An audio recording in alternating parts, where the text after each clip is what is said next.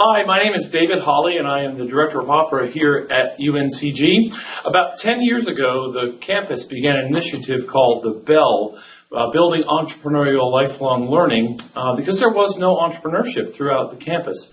And I was involved in that initiative, and then wonderful Diane Welsh came on board, and entrepreneurship has exploded, cross-disciplinary entrepreneurship throughout the campus. And I was pleased to be part of the first class of Coleman Fellows back about 6 years ago. My Coleman Fellowship allowed me to begin a course in music. We had no entrepreneurship at all in music, and it's 661 ENT/music, and it was entrepreneurial career development in music, a much needed course to help students bridge the gap between the university and actually going out and making a living instead of from paycheck to paycheck, from gig to gig. A sustainable living in the arts is challenging. So we created this course. It was an upper-level graduate course, seminar type thing with about 8 to 10 students in it. And we created a very interesting course structure where it was a Monday, Wednesday, Friday class, and I collaborated with a fellow named Jason Wallace on this. On Monday, we did the C part of the class, where he would lecture on a topic, whether it was creating a website, whether it was working with artist management, whether it was promoting yourself through social media.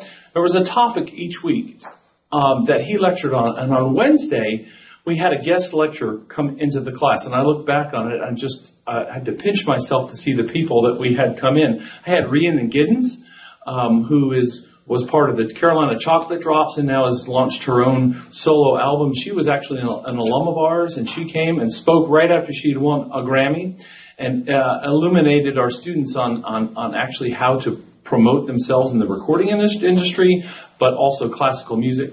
And then on Friday, the students then had to present something of their own work on the same topic. So it was hands-on, it was real world, because in addition to performing artists like Rhiannon, we had Stephanie Kordick, who is the executive director of the Easter Music Festival, Lisa Crawford, the executive director of the Greensboro Symphony, and then folks like Steve Haynes, who's the director of our Miles Davis Jazz program.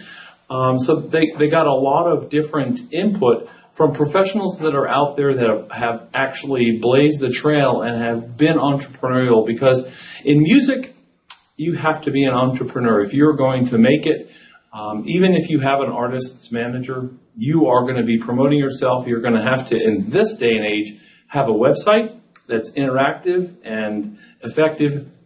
And so it was lecture-based, but then also experiential, as the students got to meet real professionals that were inspirational on the Wednesday class session, and then on Friday.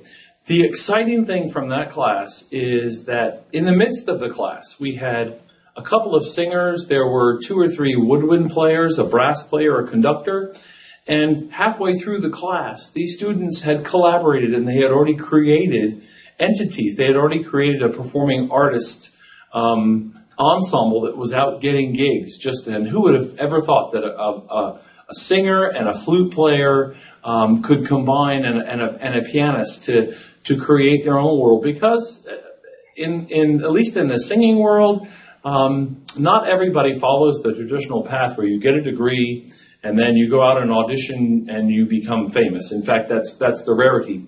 Most instrumentalists will not get a college degree and then audition for the Cleveland Symphony and get to play first chair. It's just not going to happen.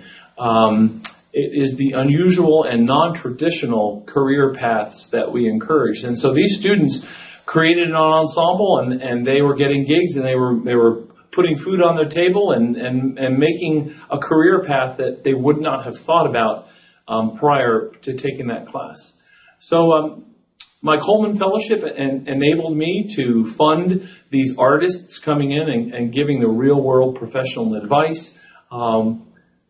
It funded the textbook, and I'm just so grateful for what the Coleman Foundation has done for entrepreneurship, especially cross-disciplinary entrepreneurship on the campus of the University of North Carolina at Greensboro. Thank you.